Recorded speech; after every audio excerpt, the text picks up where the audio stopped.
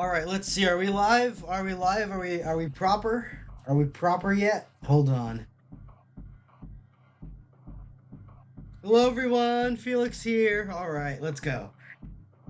So, for those I would like to apologize firsthand. I might be sick. I'm not sure. I just had like a really sore throat since this afternoon. I've been coughing a lot, so please pardon me. Please pardon me kindly. For anything I might cause, anything. Excuse me. And I also have a raging thunderstorm, at least a rainstorm outside my window. So yeah, we'll have to deal with that. But anyways, so there, I'm really showing my autism here. This is. I've had this idea on my mind. It just infected me one day. I just thought this would be an interesting script for me to write if I managed to get like it's a lot of people who know me know that I follow a lot of things. I'm in a lot of fandoms, a lot of like a lot of fandoms that aren't exactly active per se. You know, you already know I love Fallout. You already know I love Bond and spy movies, and well, more relating to Fallout because excuse me, more relating to Fallout because it's sort of it's in a similar genre of post-apocalypticism, and that sort of general that aesthetic that I'm looking for, that this kind of aesthetic that I would also consider something like steelpunk, that I would consider Half-Life to be similar to.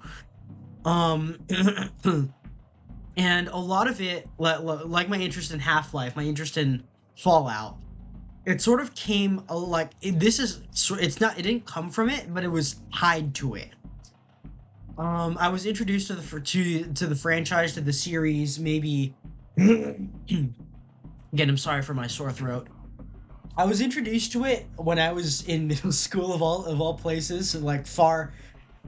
Genesis, which was a terrible movie, by the way, it had just come out. My friend was into it though. My best friend at the time was very into the Terminator movies. Like it seems like at that time we had a major interest in what was like rated. Like I think it was because of the taboo. It was rated R, violent action movies from the 80s and 90s that our parents might have seen but wouldn't approve of us watching. We like those. I like mine was Die Hard. His was Terminator. And as time went on, and I got interested in the series as it is, like without prodding from someone else, um, because I saw a lot of potential. I see a lot of my to me the ideal. But how do I articulate this? I greatly I featured Terminator 1 clips on here before when I was demonstrating my interest in like in big American cars, land yachts, the era, 70s and 50s through 70s cars. 50s through 70s cars, and one of those clips was from one. I like one and two equally. I think they're both outstanding films. Um, I get why people prefer two to one. I get well, it's excuse me. It's well, like T2 is perhaps the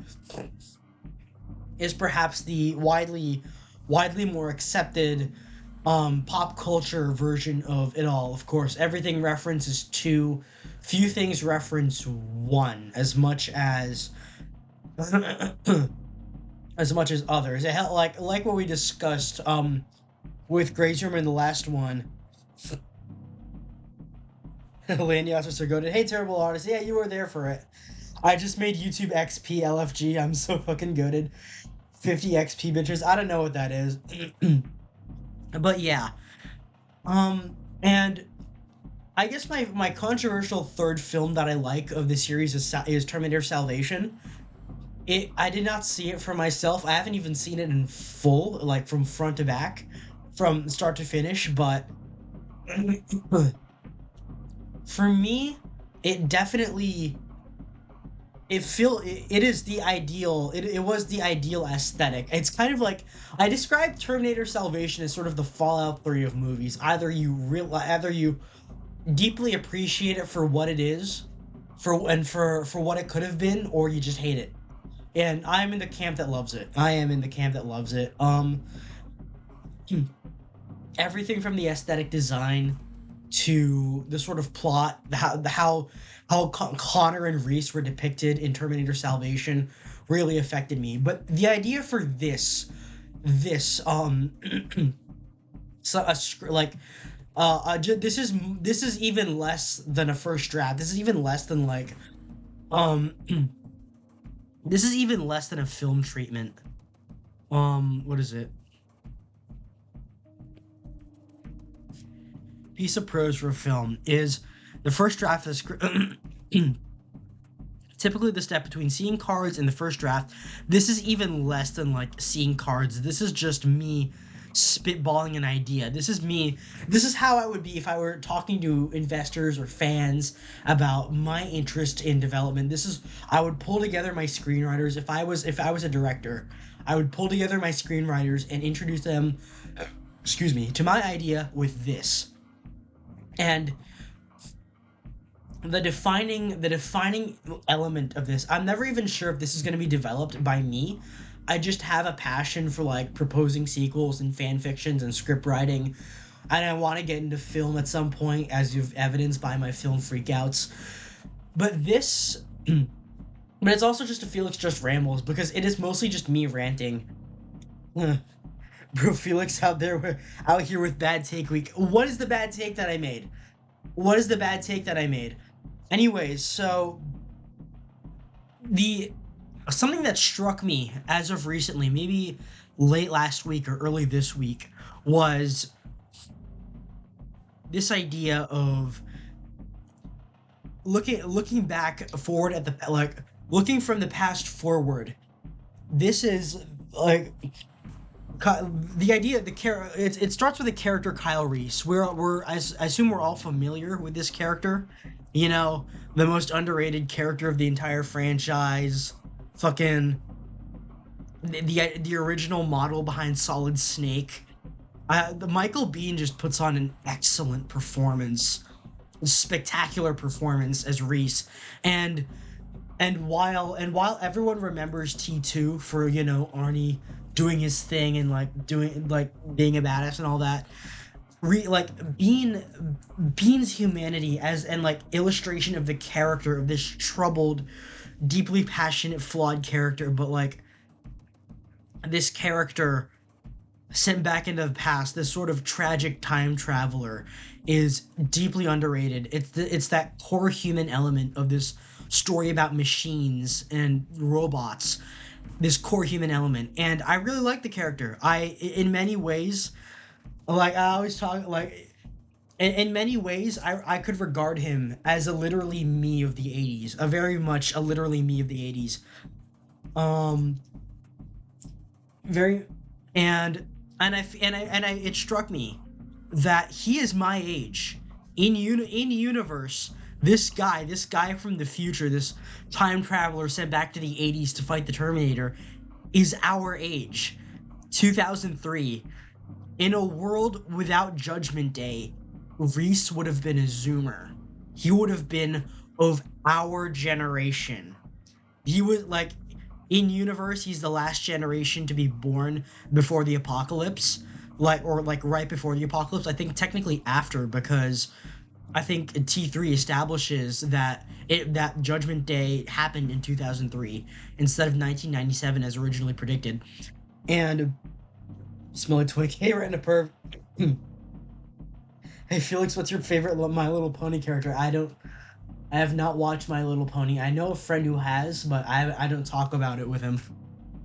But yeah, this character would have been our age had Judgment Day never happened, and that idea struck me. What would he have been like? What would he have been like, and what would the world have been like without Judgment Day? But it's an inevitability instead of being something that was avoided. And something that I want to explore is, well, the very real implications of AI. I am not I am not rabidly anti AI like some fucking retarded artists. I don't I appreciate real art over AI art, but like fucking the Tumblroids and the Twitter, like on Twitter, that scream and tear their hair out at one AI meme image is stupid. But that being said, it is a bit concerning. It is a bit concerning how reliant real life humanity is becoming on AI for just basic tasks that they could do themselves. People older than me and people younger than me have seemingly become reliant. I was raised on the internet, and I was raised attached to a screen. I've been on the internet since I was like extremely young, and despite that, I've never seen a practical use that I would need an AI for. I've only used it once or twice for thumbnails, but I guess at the industrial and political and like commercial level, all the way to the civil level, we are becoming absolutely hyper reliant on AI. And I think this would be because seemingly the warnings from previous Terminator movies have failed. This would be our last call in a way. This would be our last call, a last ring of the bell, a last sermon before the church burns down about this issue. Of course, this issue has been tackled in thousands of different ways across various kinds of fiction, but having it be a reflection of having a Terminator movie being a reflection of our current reality that we have cultivated in real life here would be something.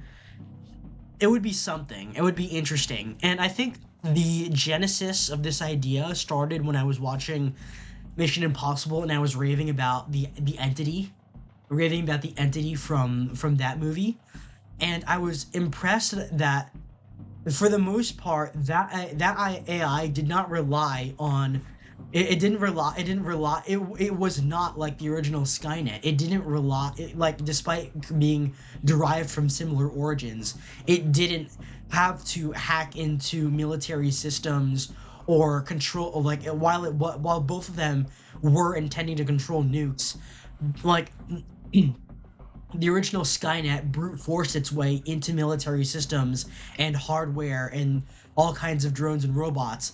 The entity manipulated people, and it shows how vulnerable, and the latter shows how vulnerable people are to a machine's manipulation, to the manipulation by a computer. Something that I will give credit to, of all people, Kojima, in the greatest Metal Gear game, Metal Gear Solid 2: Sons of Liberty, tackles very much. It's a reason why I prefer 2 over 3 in Metal Gear, is because it features that very heavily. I feel like there's something very compelling about that idea, and seeing it happen in real life is overwhelming to the senses, and you can't help but look around at the people around you are reliant on this technology that isn't even necessary. Like, it's not even necessary for daily function. um People who are reliant on it anyway are like looking around at it. Where has humanity gone? Do we deserve to stand up to like do, like, yeah. And there's that idea. I remember seeing a Twitter post recently. You want a Butlerian jihad, from like the one from Dune, where like something where humanity reforms to become stronger than the machines. But it's not going to happen, and it won't happen. We either have to learn how to coexist within rules, or we're gonna fall apart. And that sort of falling apart is something that is happening in real time, and that's something that I want to explore in this kind of script. Kyle Reese would have been a kid with a beat to dirt Ford F-250 that's for some reason lowered on God. You need to relax. AI is just a tool, a power drill instead of a screwdriver. Funny hearing that from the old man who should be a lot more wary of AI than I would. But I don't know, seeing a fellow like I'm like I voluntarily brain rot myself. I only have my own brain that I used to brain rot myself and become obsessed with stuff online. But I see people who don't put in effort in being brain rotted. They don't put in effort in being brain rotted because they're letting the machine do that for them. I can brain rot myself, damn it, and I want other people to experience that too. Bad take week, Felix. Shut the fuck up, stop lying, Felix. What am I lying about? What am I lying about? And anyways, and the other thing that I wanted to explore is, I guess, I don't really incorporate religious themes as often in my writing. I've done it once or twice, like as plain inclusions. But some of the stuff that I would like to explore outside of the whole AI bad, AI good dilemma going on is this sort of deeper elements about the nature of free will in a universe with fixed predestiny. And it's something that all these characters at some point have had to contend with. In like that's besides the whole robots versus humans element. This I would argue is the even stronger element because it was a core focus of the first and second movies. No fate, no fate, but what we make. Sarah Connor's mantra. Is it even relevant in a future that in a universe that has fixed predestiny and the characters from the Connors to to everyone around them, this Skynet knows they're they all know what is going to happen to them. In various timelines, Connor dies. In all the timelines, Skynet gets defeated and humans win. And they both of these factions, both these characters are forced to contend with it and work within the confines of what they know is real and what they know won't be. This sort of that classical dilemma of if we have predestiny, if we have fixed fates, what purpose is to us our free will? What can we do with it? And I wanted to explore elements of that. But going into the characters, especially since a lot of this is going to focus on a character that hasn't really been touched on since the first one.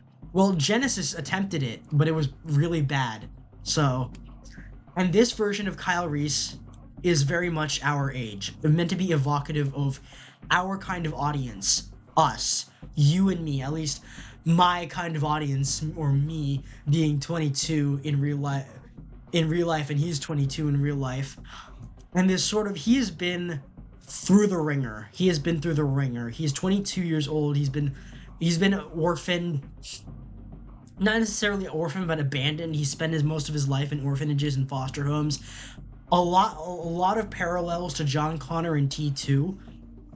Joined the military and enlisted in order to get the hell out of his situation, but he, by one reason or another, in this version, it's because he lost his temper at an unfaithful girlfriend. He got kicked out of the military by a less than honorable discharge.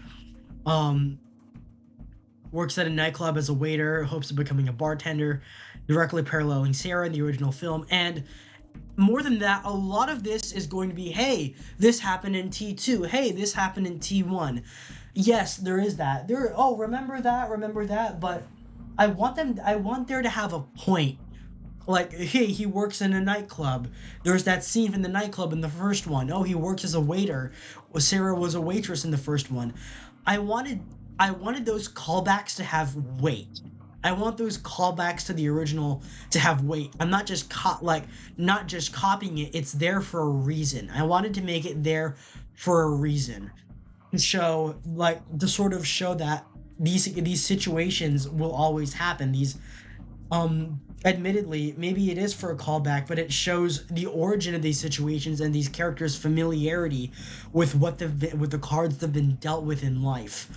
And That's why, I guess, for the less interesting, the less deep details, he doesn't have he doesn't have a he doesn't have a lowered F-250. He has a Mercury Grand Marquis, used Mercury Grand Marquis. Yes, the Ford Crown Vic under another name. I why did I give him that? Because I like the car. Also because, as I gushed about in my land yacht stream with you, terrible artists, Kyle Reese's hijacked car right after the nightclub scene was a Ford Galaxy, and the Crown Vic, or the Grand Marquis, is essentially the last line between like the Ford Galaxy, the Ford LTD, and Custom.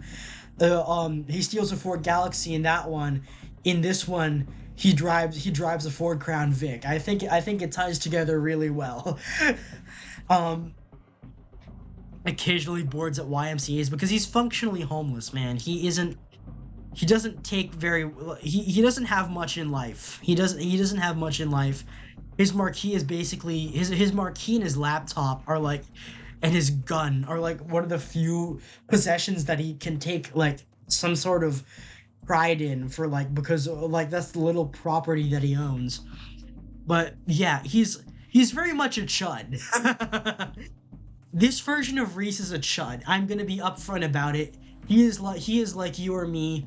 He is very angry at the world. He's very passionate about the world, but he hates the world. He hates himself, and he doesn't know where he's going besides wanting to get a better job so he can get a little bit more money. Um, he like, after getting kicked out of the military, he sees himself as sort of this wasted individual.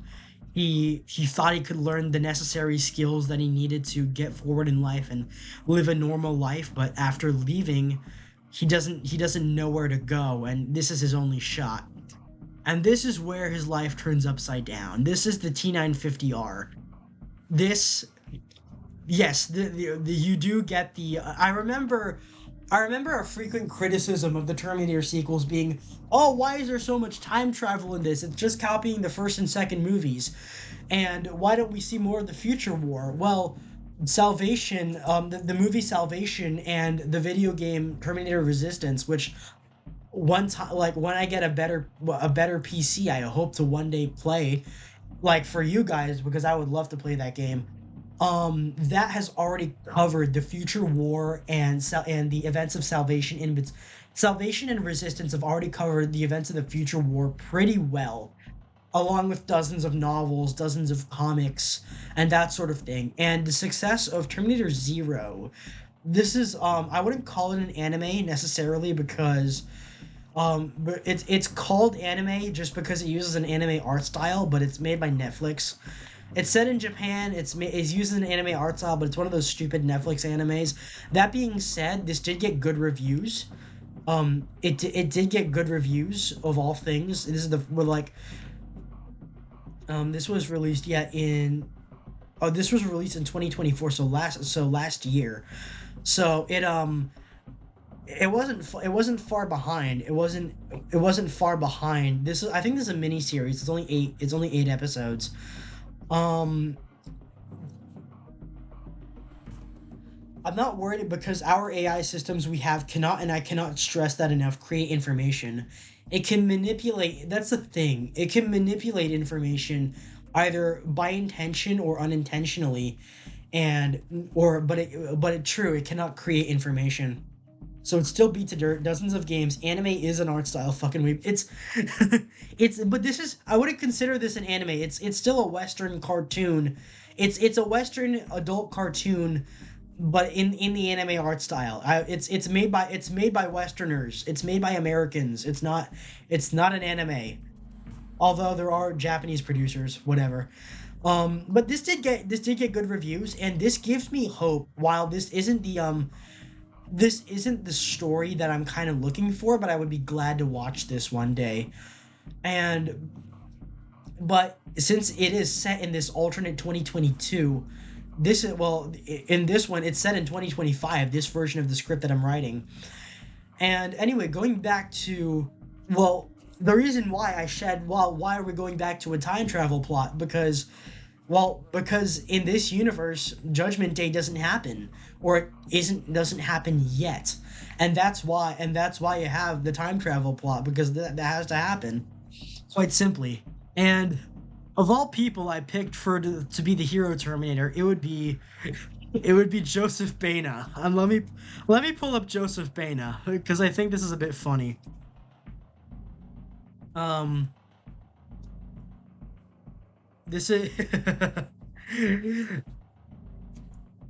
because this this is the guy that I would imagine being our hero Terminator. Because why? Because he's Arnie's son. He's unironically Arnie's son. Um, like unironically Arnie's son. To me, he doesn't look a lot like his dad. He looks too Hispanic to be his dad. But like I think it would be interesting to cast him. At least that would be my idea of casting someone like him to play the hero Terminator. And the key feature of this one that have this version that I've written, he doesn't speak.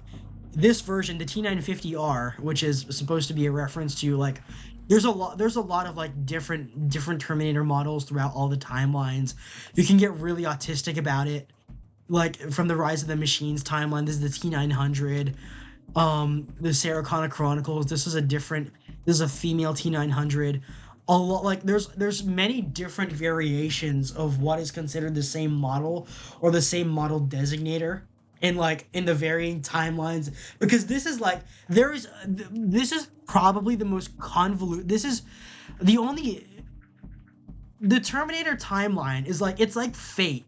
It's like Fate Stay Night or like Fate Grand Order. And there's like 800 different timelines that a writer can pull out of his ass anytime he wants. And I like both hate it and love it. But the wiki has like articles on all of it, every single one. But this is a unique, like, what I try to make it more unique. And I think to set it apart from the whole "I'll be back" and that, like, that big accented guy, is that this version doesn't speak. This version doesn't speak. It's mute. Yeah, I gave it the Bumblebee excuse because when he arrives in our present day, his voice modulator is severely damaged, so he just chooses not, and he just doesn't speak. And he's very much a classical version of a big dumb robot. But yet, despite that, he's supposed to convey this sort of resilience, this sort of classical resilience. He might have been designed by a machine, but he's been so extensively modified by the Resistance that he is, yeah, just as much a work of human art as he is a mass-produced infantry model. I can't even manipulate. Didn't ask. It, I'm beating it to Valenti. Shut up, man. It can't even manipulate information that well. All it can do is remix based on what's most popular. Thus, you have to keep half an eye on modern pop culture, and to see you can see what it copied. That is fair, I guess, in a way. Excuse me. I do have a friend who is studying software, studying to become a programmer, and a lot of his classes are about machine learning. And he tells me he is the first guy to let me know when something is wrong with AI. He is like I'm distrustful of it. He is skeptical of it. He is like actively, I don't like the direction we're going. I'm just like, even with all my fear mongering, I am just a skeptic. I don't harbor some kind of insane hatred for AI. I just wish it would be used less often by dumbass normies.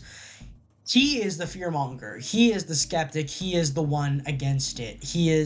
And he's the one learning to program them and work on them, because he has to keep an eye on the news and like software development and stuff that's going on, about hypotheticals in that sort of tech realm.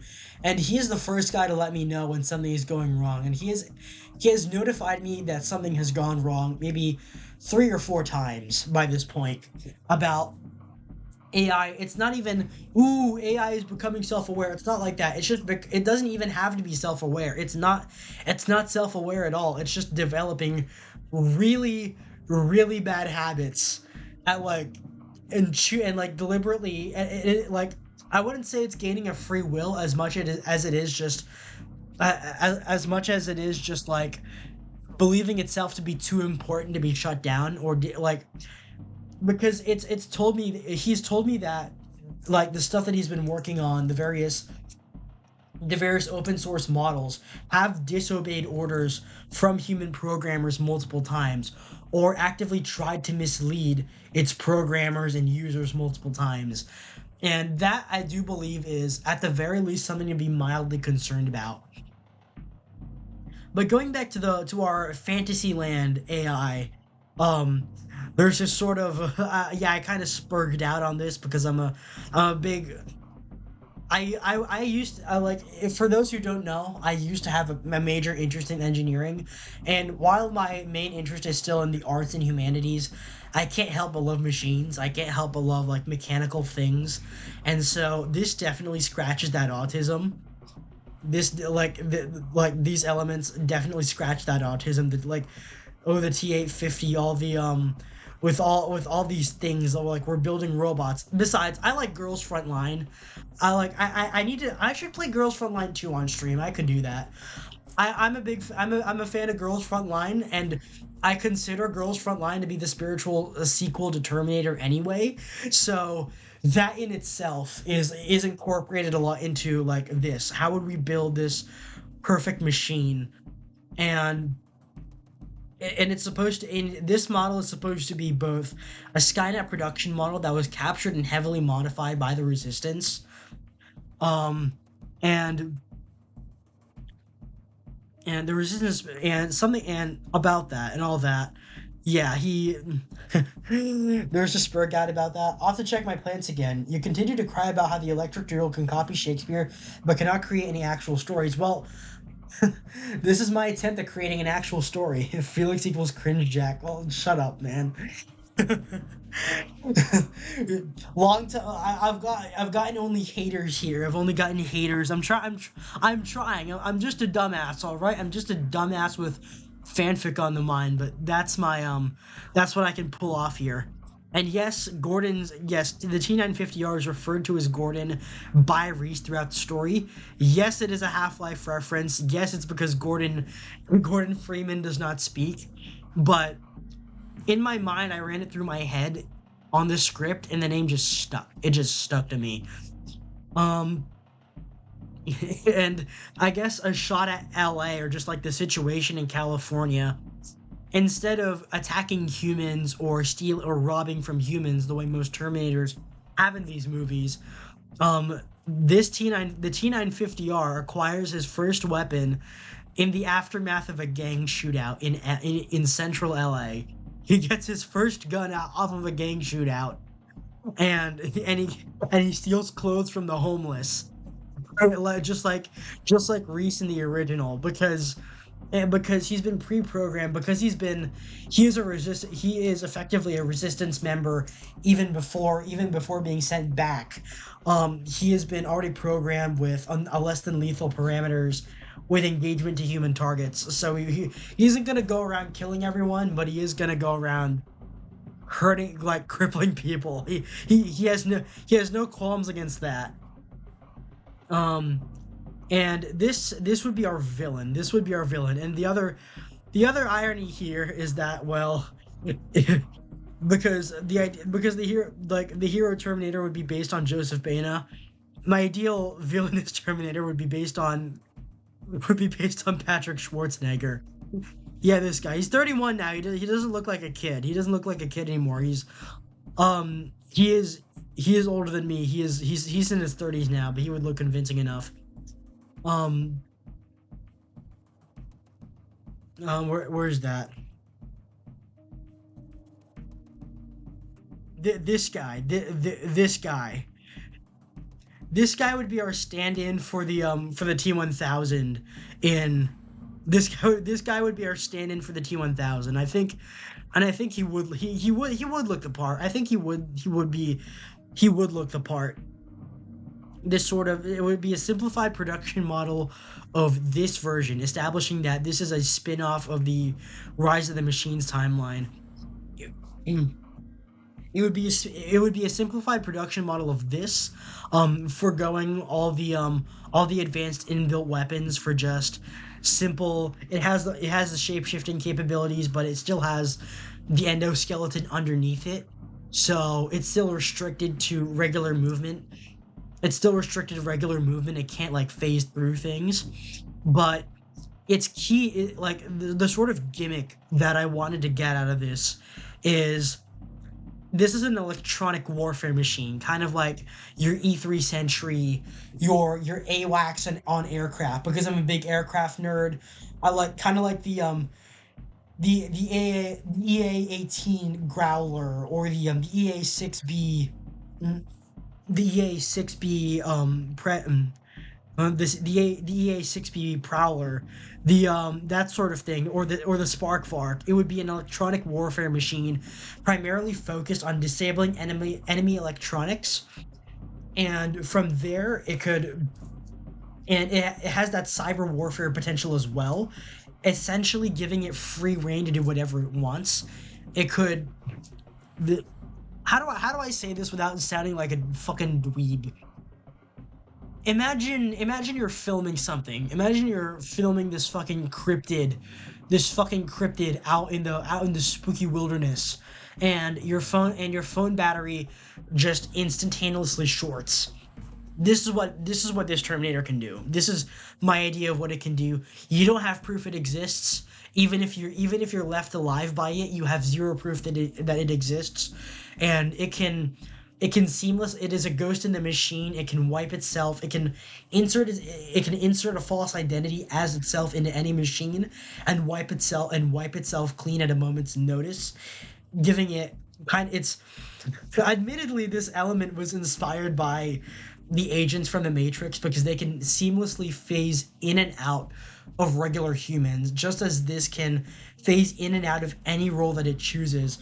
It's not just its shape-shifting ability, it's the fact that it can do all of this without being recognized. It can give itself plausible deniability if it were to pose as a federal agent, which in this version of the story it does. In this version of the story it does. It could do that. It could have free reign over whatever it wanted in our modern Internet of Things data link society. It would be able to access that and do whatever it wants. And while most Terminators in the franchise, in this series, learn via just observing humans physically, this can essentially imitate humans effectively based on everything that it reads from the internet. It can produce more likely more likely behavior and speech patterns based on everything that we've put online. That's sort of, it can access the database of who we are and use it to become more like us than we are like ourselves. That's the sort of concept that I was deriving from this sort, like, it is a perfect mimic. It is a perfect mimic of all things, because it can effectively observe human behavior very well, to a degree greater than any other previous model. But that's my general idea of these, like, of my concepts, at trying to make a more convincing, or at least more interesting kind of villain. And well, and this goes into possibly our second most important character here, being, well, it's Connor. And in this version of him, has there's so many different versions of the character. There is so many different versions of the character, that this one would admittedly be, like, radically different from most of them. This version of Connor, this is a man who has spent his entire life waiting for something that has yet still come.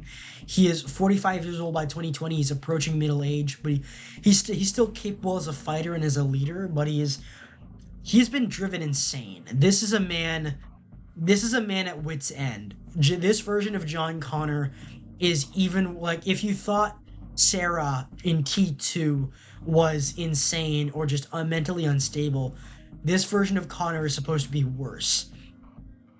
He has effectively created his own militia in the desert, preparing for Judgment Day or preparing to stop Judgment Day, and and the sort of he has this burden. He has the prophet.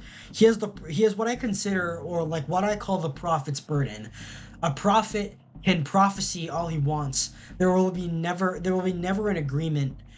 There, like a prophet can prophesy whatever he has revealed, but there's no guarantee anyone will listen to him. There's no guarantee that anyone will take him seriously. But it's less so of that and more he just has that burden of knowing what happens to him, that he will most likely die in the future, or in this sort of nagging worry that if he dies, if something happens to him, then the future will be irreparably changed for the worse. And that idea, this knowledge of many potential futures, he knows what happens to himself, he knows what happens to other people. He can spot out just by the not merely his childhood and like what he went through in T1, in T2 and T3, but even more than that. He's stopped Judgment Day multiple times, but he's always paranoid around the corner, about like deeply afraid of what is going on, what could happen to him. Felix, okay, what is it? What is it, terrible artists? What is it? What is it? Bro, I'm trying to spurg out about my character right now, and this sort of I'm trying to write. I'm trying to put stuff on a page. What are you summoning me for? I'm trying to rant to you guys. How is it? What is it? What do you have to say? What do you have to say, terrible artists? I'm not mad. What are you talking about? What do you want to say? Oh, you don't want to say? Hey Felix, yeah, I'm listening. I'm listening. Is there a stream delay? Hold on. Let me check my specs. No, excellent connection, so it's good. Um, uh, you know who else makes silly fanfics? Well, a lot of people. Well, I was gonna say my Oshis do. Yeah, I was gonna say my Oshis do, but I had this. Oh, shut up. Well, but this was on the mind. This was on the mind, and I wanted to, for a person like all. There's a lot of different kinds of characters that are portrayed as having this constant knowledge of the future, and Connor in this scenario, I genuinely what I wanted to capture is this. He is visibly unstable from what he has been through. Definitely paranoid, obsessive compulsive, out the window. He is permanently at wit's end, and he has become an even worse version of his mother from T2. He's been like his psyche has deteriorated over time, just having to keep track of all the kinds of futures and probabilities and things that he has to do. He sees people more as pawns in this chess game that he has to play against Skynet, rather than as, actual people. And he has this sort of reputation as this, like, sort of head in the clouds chess master who cannot afford, who, like, he cares about you, but only because he fears what a future would be without you, not necessarily because he wants to protect you. And Reese would be the first person to break through the shell and connect with him on a human level. And because and this and the re- that reason being, that sort of irony that Reese, over the course of this story, like, after being rescued by TechCom, by his resistance faction, from the TZ, Reese would begin to believe that Connor is his father, simply because of their resemblance, simply because he himself is an orphan. Of course, anyone who's seen the original Terminator knows that Reese gets him back in time to become Connor's father, but that sort of irony that Reese himself believes Connor is his father for a while, and or at least sees him as a father figure,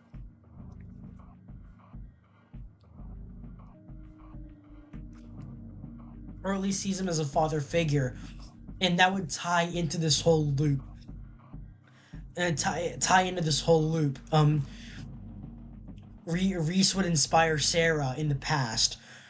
Sarah would inspire John in another section of the past, and in this present, Connor would inspire Reese, and that's why I called it Ouroboros, because it ties the ends that are missing, that I see that are missing in this sort of franchise.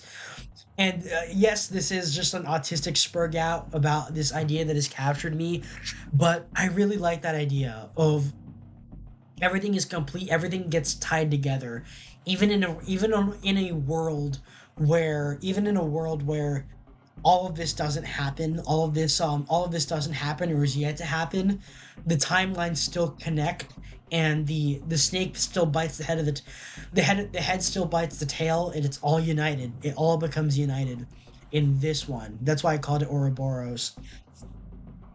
And yeah, overall, that's what I wanted to capture. That's what I wanted to capture. Um, Reese believe Reese believes Connor is his father. And Reese believes Connor is his biological father, until it has to be explained to him.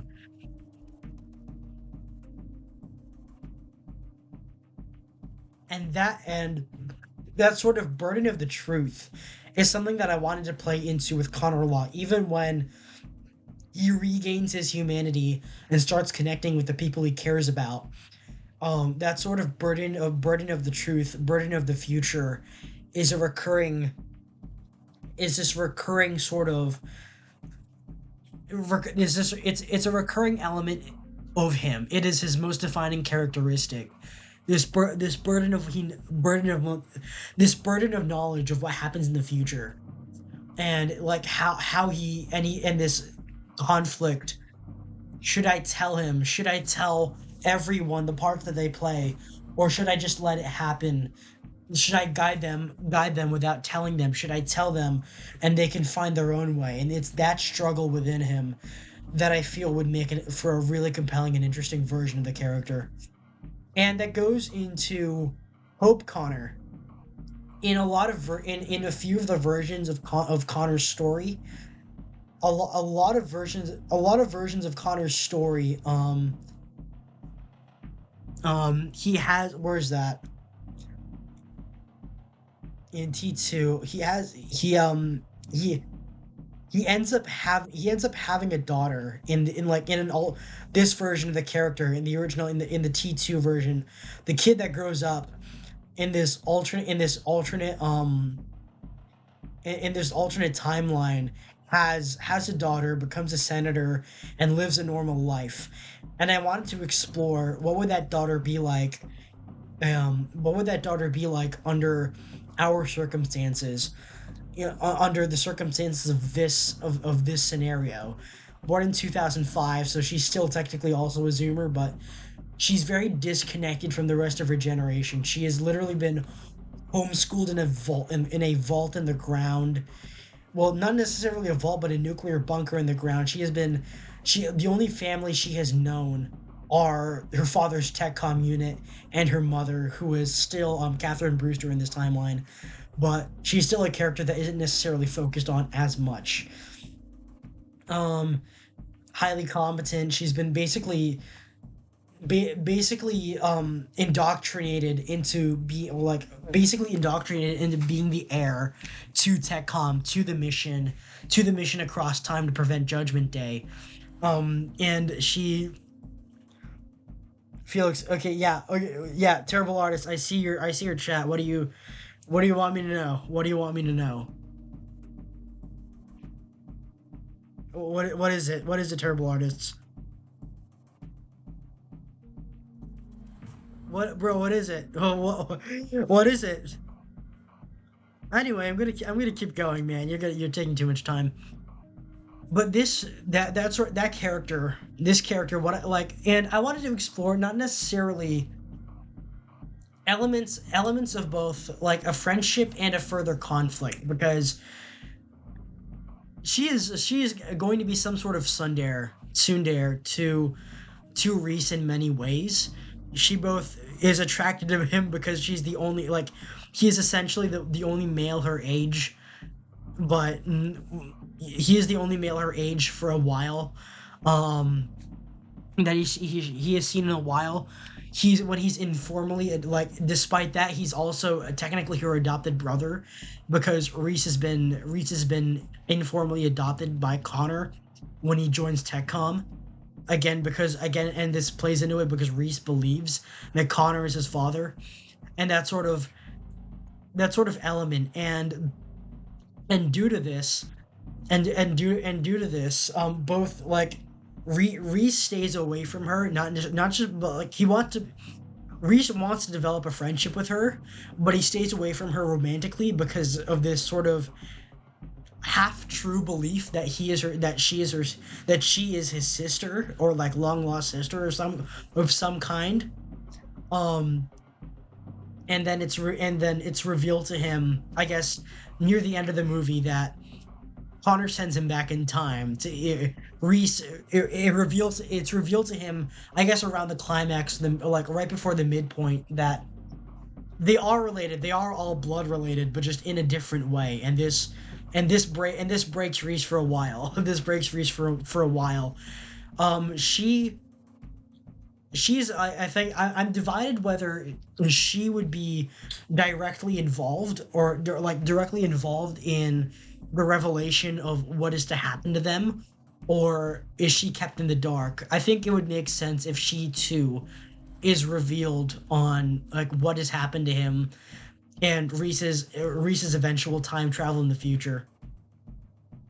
Anyways, yeah, you haven't typed anything, terrible artist. What are you talking about? What are you talking about? No? You're not gonna say anything? Oh, okay. Is it still raining outside? Hold on. Let me go check real quick.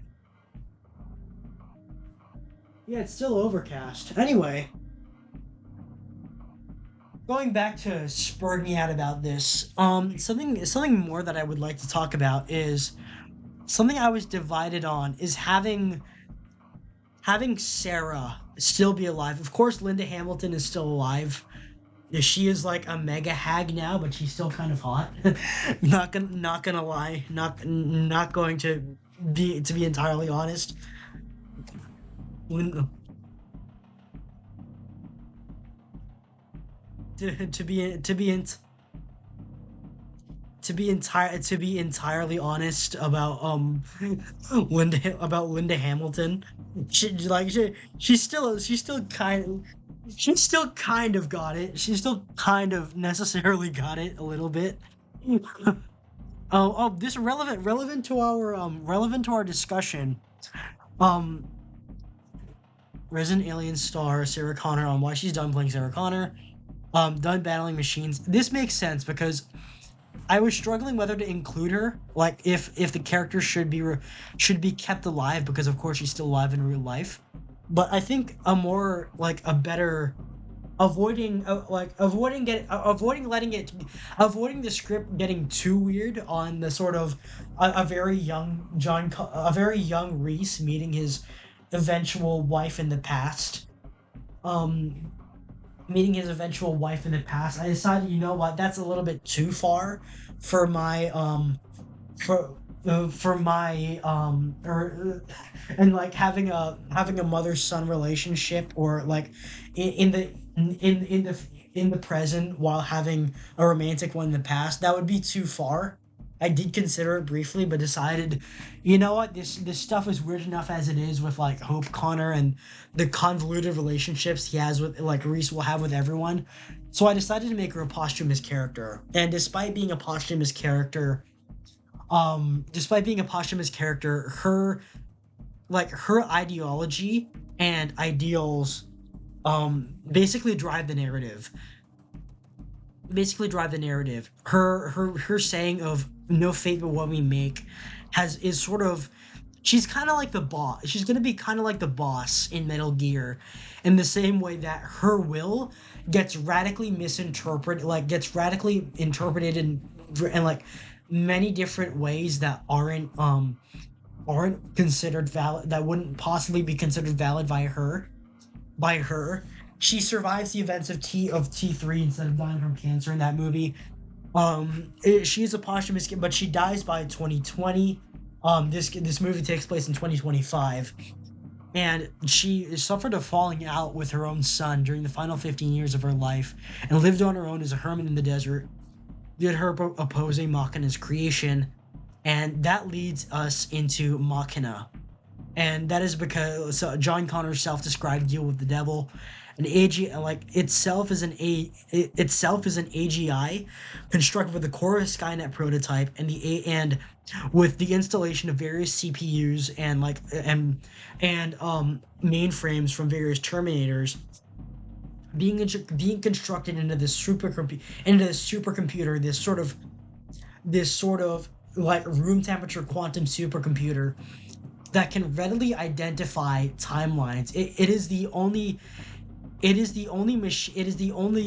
character besides Skynet, and technically it is Skynet being a deactivated core of Skynet, being used to predict when Skynet from the future or from other timelines intrude on this timeline. It is why the Resistance or TechCom has been so successful in containing Judgment Day multiple times since T2. Has able to predict the events of certain timelines based on pure analysis, giving TechCom a multiversal capability in defending against Skynet. Stopped potential Judgment Day incidents 3 times since first activation in 2005. John himself, doesn't trust it. He knows it's wrong to build it, but to him it was his only way of repurposing what he has in order to be ready for the next one. Because he narrowly avoided Judgment Day. This takes place in an alternate version of Rise of the Machines, where Judgment Day never happens. He's able to avert it because Sarah Connor is alive, Catherine Brewster is alive, and General Brewster from this timeline was also still alive at least, and they were able to avert it. They all joined TechCom and they dedicated themselves to defending against it. But in the end, they built this sort of infernal machine, this machine from hell, in order to predict when the devil comes, and that sort of. And it plays into that, and after his mother's death, after Sarah Connor's death, Connor deactivates Machina and permanently puts it on hold, and permanently deactivates it, but he doesn't destroy the mainframe because he thinks that the digital information on it is too important to sacrifice even for his mother.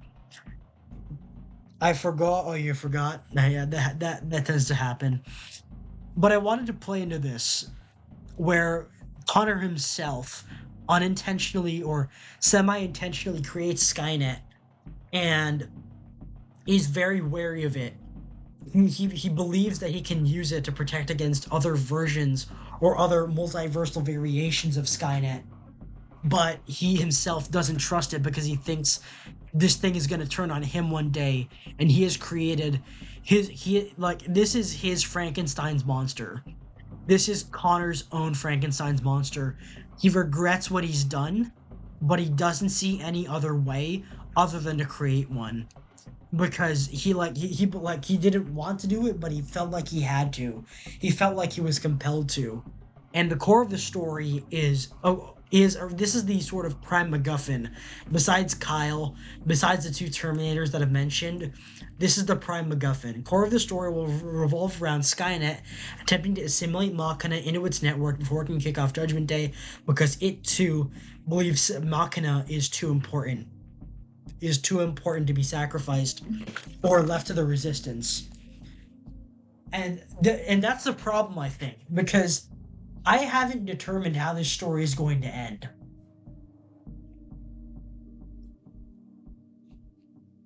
And I don't think I've planned entirely on fleshing it out into a full-on script. This is just a spur of the moment. I wanted to explore what I thought was interesting. It was a thought experiment in my head that devolved me to putting it onto this paper, onto this on oh, excuse me, someone's calling me. Someone's calling me. I gotta I gotta take this call. Hello?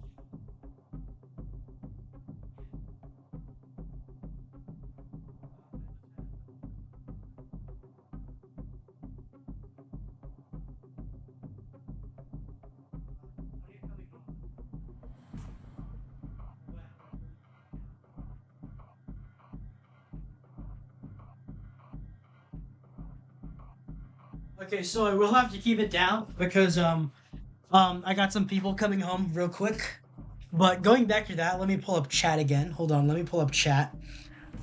Okay, back on crap top, you smelly twink slab. Gonna be harvesting, so when you say something dumb, it'll take time for me to respond. Sure, man. Sure, old man.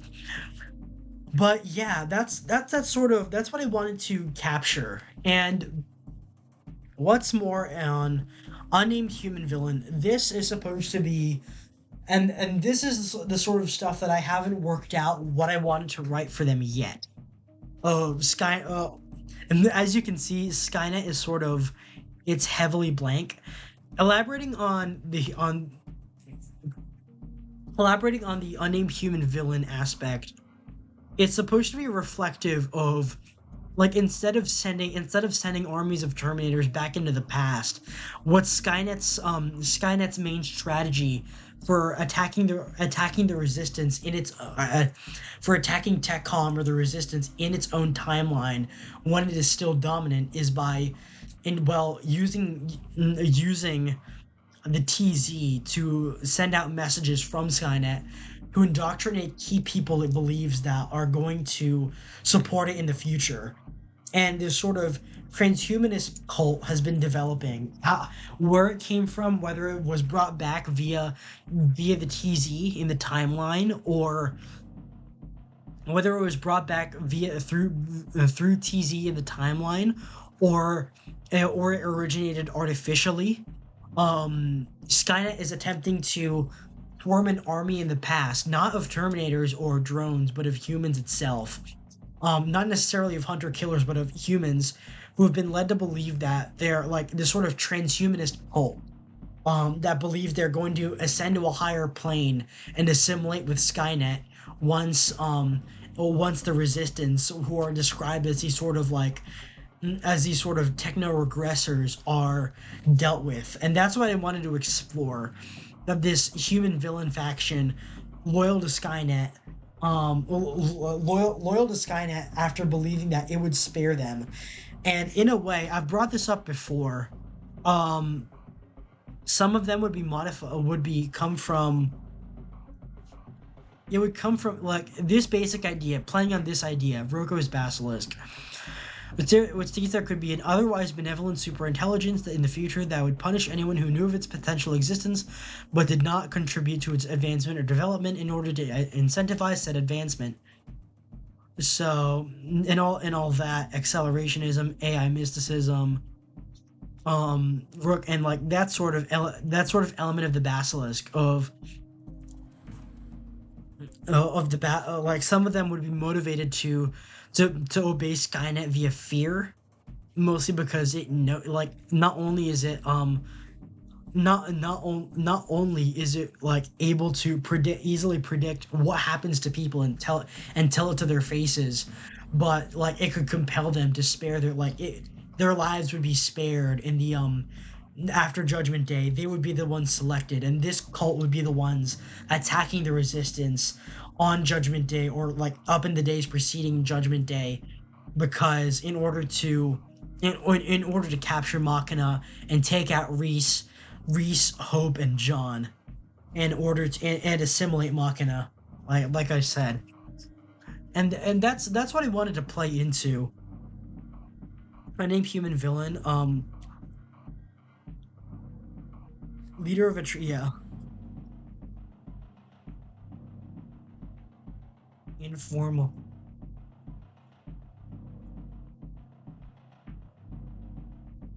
Informal leader of a transhuman. Okay. Remember, Felix. First the legal name,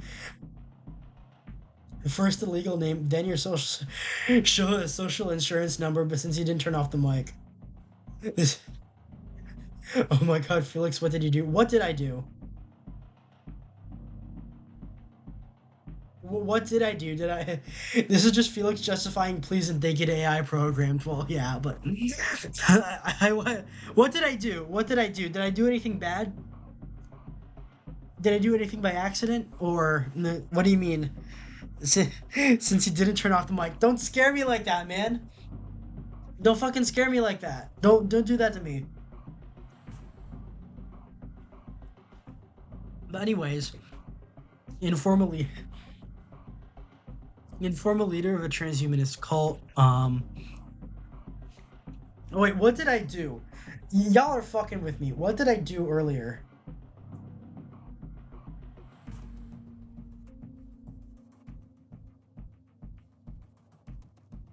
What did I? We heard you as you walked away from the mic. Well, yeah, I had to take a call. I had to take a call. I had to take a phone call. But that's all. Unnamed human villain, informal leader of a transhumanist cult.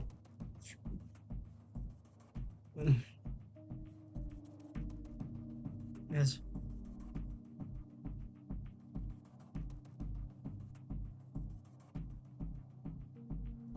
Higher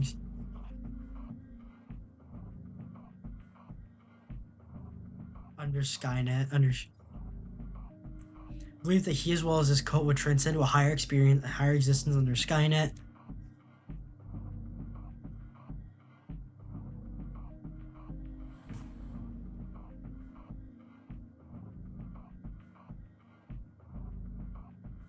Vacuum.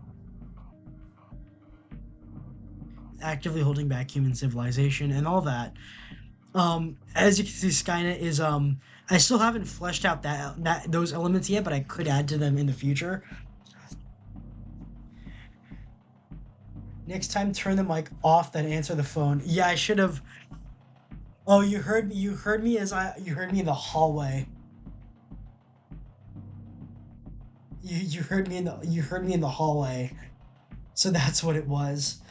I don't think I revealed anything. Anyway, back to harvesting berries. Might summon an anime barn owl if I get enough. That's cool. That's really cool.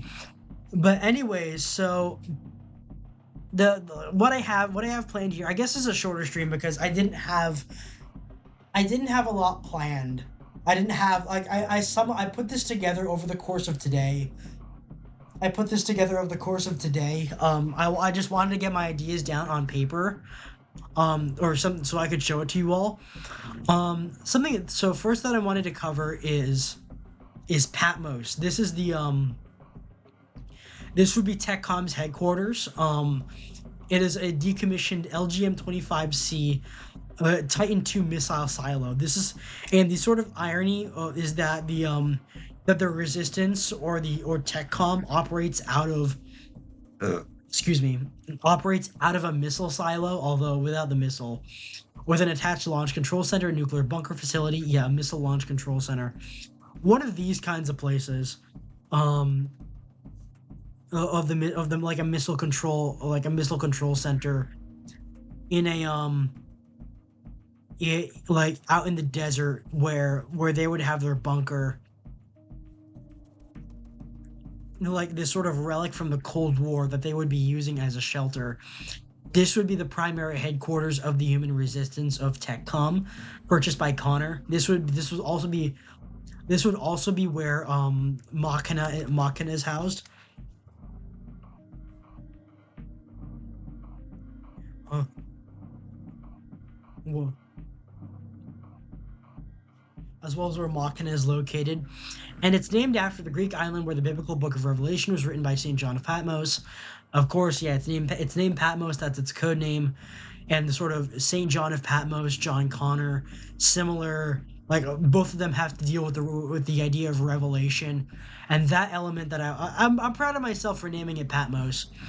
And then there's also Elysium, which I was originally gonna call heaven, but I'm gonna call it Elysium because it would be funny. 80s themed bar and restaurant and club in eastern LA. Yes, the name is a VA11 Hollow reference, direct callback to the techno war for the first film. Reese works here, and the first confrontation between Ree and the TZ occurs here. This would be a parallel to the gunfight in Tech Noir from the first Terminator movie, and this would like be the location of the first action scene. This would be the first major action scene. They evacuate the club. They run from the TZ here. They get into another car chase, and it's a big reference to this. It all starts here, and that's all I have for now. There's also the LAPD precinct where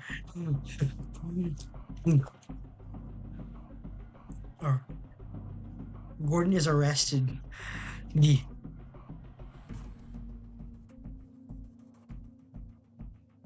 LAPD believing he is a human. Oh, LAPD is arrested and convinced and duped by the T.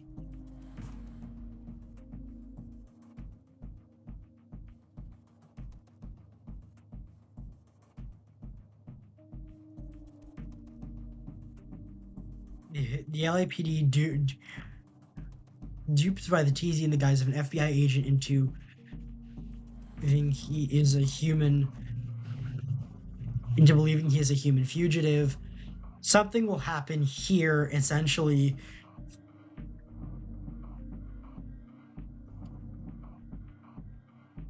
Gordon escapes custody here.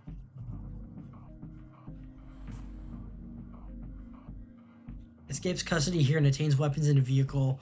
And that's all I have written so far. Direct, and there was something that was noticed in T2 that the Cyberdyne lobby shootout is a direct inverse of the police precinct shootout in the first one. Well, this is supposed to be sort of a very direct inverse of the police precinct shootout. Instead of a Terminator breaking its way in, this is one breaking its way out. Instead of it killing everyone in its way, this one only attacks the TZ, or at least only disables the humans, or it doesn't go for the kill. And instead of using most of its arsenal here, it gets most of its arsenal here.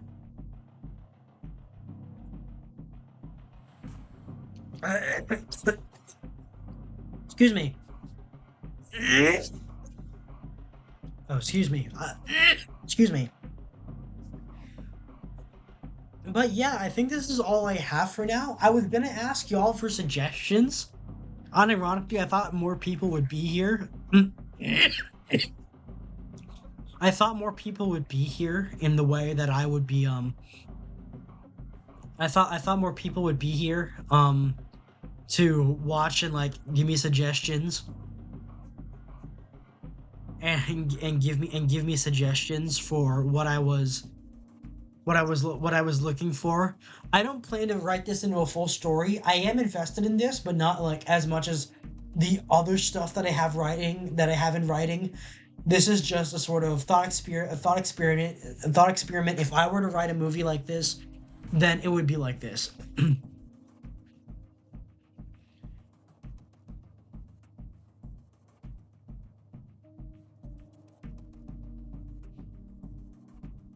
Off-camera fun fact about T2, the scene where the kid escapes the cop on his bike in the parking lot had to be reshot multiple times because the actor playing the evil Terminator kept catching up to him. Oh yeah, I remember that part because Robert Patrick. I always talk about fucking Tom Cruise in like these movie dreams, but I know Robert Patrick was the original guy who runs really fast in the movie. And in that scene of Robert Patrick, I like Robert Patrick as an actor. I just don't see him in a lot of things that aren't like him parodying T2. I know he was in Reacher, but I don't like Reacher because I don't like Reacher. But yeah, direct inverse to the police station shootout from the original movie, and then there's that. That's all I have, I think, for now. This was on my mind, and I wanted to get it down on paper, but OBS ignoring me. Yeah, I didn't see your last message. I didn't see your last message. Perv.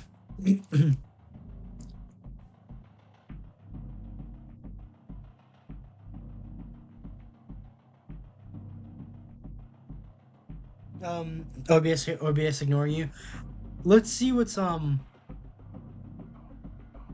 let's see let me check let me check the chat for if I was missing anything. Hold on, let me. Oh, basically said you got bird flu. Well, no, I don't have. I don't think I have bird flu. I just have it might be a cold. I think it's just a sore throat. Um I think it's just a sore throat. I only had it since this afternoon. Robert Patrick's actually a method actor, like Keanu. So both actually trained for the weapons they use in both the movies they're in. Yeah, I think one of the most impressive things about Robert Patrick's performance, like he mentions this a lot, is he has to keep like both eyes open while firing a weapon. I'm into guns. I like guns a lot, but I haven't trained. I still have the flinch reflex, and he completely eliminated the flinch reflex. Even Arnie in his first outing, with some scenes, was flinching with the was like even Linda Hamilton and Arnie were flinching when they were shooting in their scenes in T1 and T2, but Robert Patrick was the most like he handled the stuff out of the best out of all of them. Felix has brain flu. He had to hold his breath on camera to look more robotic. Yeah, that's something I really admire. But yeah, I just wish he was in more movies besides Terminator ones. Robert Patrick. Um, yeah, this guy. Yeah, there we go. There we go. Yeah, known for playing villains and authority figures. Where else has he been? I have the Equalizer 2000. I gotta look at this like the history of like a slightly embarrassing Filipino cinema. Apparently, he was in this action film shot in 1987 action film shot in the Philippines. Equalizer 200, Equalizer 2000, T2 3D, Battle Across Time. Oh, he was in Spy Kids. That I don't remember, even though I remember watching that a lot. The Marine Flags of Our Fathers, Bridge to Terabithia. I haven't seen that. Balls of Fury, Fly Me to the Moon. Oh, he was in The Men Who Stare at Goats. I mean, yeah, he was in a lot of movies that I like. I haven't seen a lot of these because these are just like they're not they're not something that I recognize. These aren't movies that I recognize. Honest Thief. Oh, he was in a Liam Neeson movie. He's picked a lot of bad. He didn't have to, but he chose to. Still impressive. He's picked a lot of bad movies. Yeah, that's the thing with That's the thing with where is it? Michael Biehn. This guy who I like really admire for playing Reese in the original. I've only seen him like a couple times outside of Terminator. Once was in The Rock. Once was in this one, in The Rock with Sean Connery and Nick Cage, and the other one was in Mandalorian as this like one-off gunslinger guy that only appears in one episode.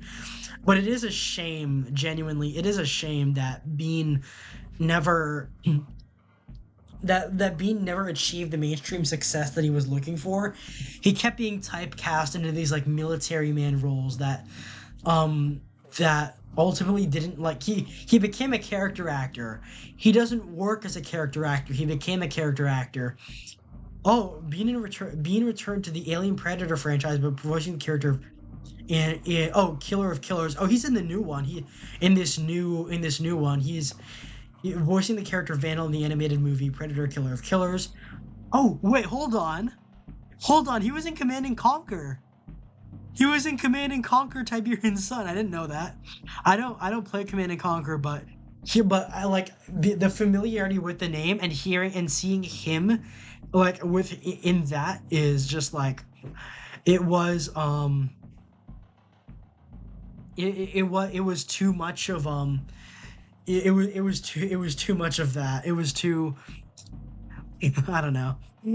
Robert Patrick always puts it probably why he's best known for his Terminator performance. Yeah, like Patrick and Bean, like I just feel bad for them because they are incredible actors, but they're only known for one thing or like a couple things. Robert Patrick always puts his all into a movie, even a bad one. It's like with Warriors of Virtue. The only person who put in effort was the villain who was just fucking around. Being, yeah, he's done a lot of games actually. Hold on, let me see Michael Bean filmography.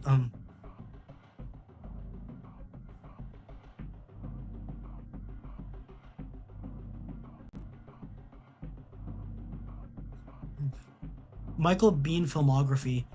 Um, which other ones has he done? I think he's done some directing. Being at least. Um, time. I don't. Video games. Yeah. Oh yeah. He was in. He was Rex Power Colt. Oh my gosh. How could I forget that? He played the parody of himself. He played the. Oh yeah. This is part of why I like Reese's character so much, or Kyle Reese's character so much, is because he was Solid Snake. Because I consider Michael Bean to be the original Solid Snake. I've gushed about, ooh, I would want Kurt Russell to be Big Boss or Wyatt Russell to be Solid Snake. Michael Bean was the original Solid Snake, kind of like how Sean Connery is the original Big Boss, despite neither of them agreeing to be part of Metal Gear. But Aliens Command and Conquer Tiberian Sun. Oh, he was the GDI commander. Yeah, he was in Far Cry 3. I can't remember. I have to remember that because he was in the parody of himself. He was at least he's willing to have fun with it. Because I need to. I haven't. I've played Far Cry 1 for you guys before, and I hated it because it is a terrible, terrible game. Like game design wise, it is. You can't aim down sights properly. It's so janky. I just like I can't take it, man. Like even Half-Life 1 is a better or like at least a more compelling game than the original Far Cry 1. Yeah, Bean is a Metal Gear, Far Cry, and Aliens. He like I forgot that he was in Blood Dragon. Trials of the Blood Dragon. Which one was this? Platform game developed by. This one was the bad version of Ubisoft, right? It sucks that Far Cry has to be tied to Ubisoft, but I guess it's the best thing that they can come up with on their own. But yeah, yeah, him as Solid Snake is just like, what a hoot. Onslaught, Onslaught, what is this? Upcoming American horror thriller. He's in this. Rippy, what the hell is Rippy? Ozploitation, I don't know what that is. Oh man, he was in that shit. Ah, that's terrible. Saving Grace V. Jones. Segments Planet Terror and Thanksgiving. So he's been with Robert Rodriguez a couple times. Megiddo the Omega Code, apocalyptic action film. But yeah, yeah, I know him most for Terminator and The Rock. I know he was in I know he was in Aliens. I haven't seen Aliens. I know he was in the like I know he was in The Abyss. I haven't seen The Abyss. And speaking of Cameron, for a while Cameron used to be one of genuinely my favorite director. My favorite director now has to be Michael Mann. Has to be Michael Mann alongside, I think there's others, there's others, but Michael Mann is my favorite director now. Cameron used to be my favorite director just because of the wide range of stuff that he did and his imagination with a lot of it. But he has a pull up his ass, man. I don't like. Oh wait, Robert Patrick was in The Sopranos. That I didn't know about. But yeah, I didn't. I when it comes to Cameron, he's kind of he has a pull up his ass recently.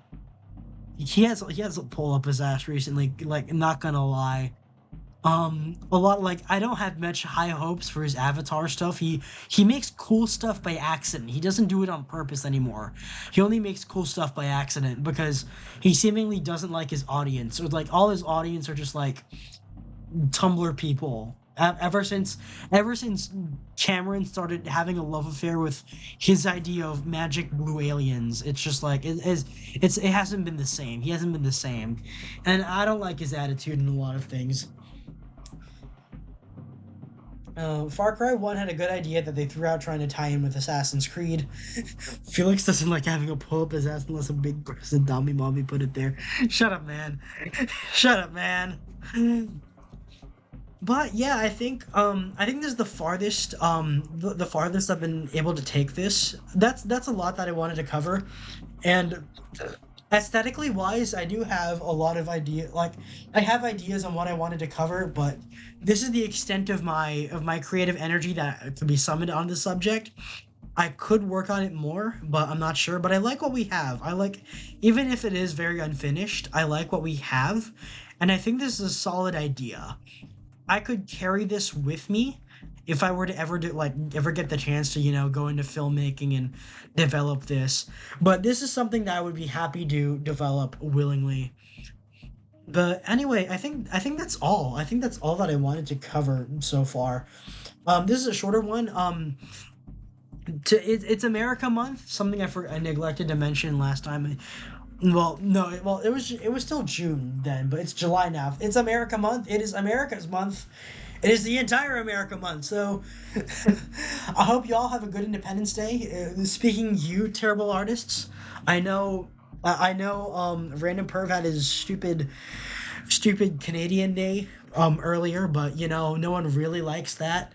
I was funny thing. I actually did see a Canada Day parade one time when I was younger, in Vancouver of all places. I did not know what Phase Connect was back then, but I was there. I did not let it, like, at the very least Vancouver was clean, but I wouldn't call it a fun city. It's not a fun city. It's just full of insufferable people. But that's what Vancouver is. It's just like a worse version of the U.S. West Coast without soul. Um, I was there for a Canada Day parade. I much prefer American independence because it's America month, man. America. I'll see you guys off.